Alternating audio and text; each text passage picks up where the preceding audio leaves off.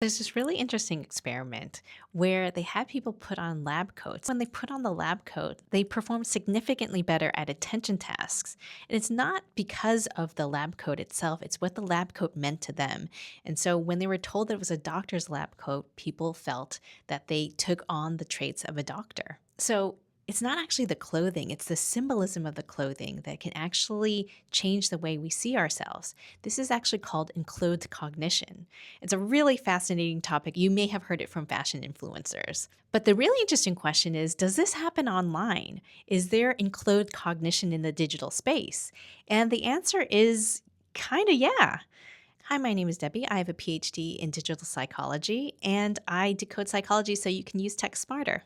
There's this effect called the Proteus effect. What they found was that when people had taller avatars, they actually negotiated slightly more aggressively. And when they had more attractive avatars, they also felt more socially confident. And the interesting thing is that this effect persisted after their online session.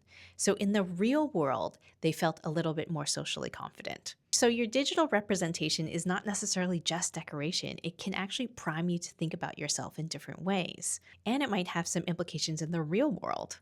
So now that you know this, how could you actually use this information? So if you think about it, if you need a boost on a presentation or you need to feel a little bit more confident, you might actually consider how you are portraying yourself online. What does your profile picture look like? Do you have an avatar? Does it remind you of how confident you can feel?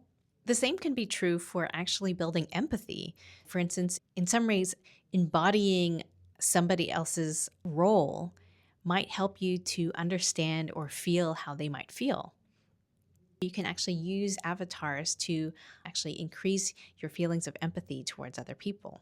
And I think the interesting one, and this is not borne out by research, but just an interesting thought experiment, is that now with a lot of augmented reality, we can actually try on clothes digitally.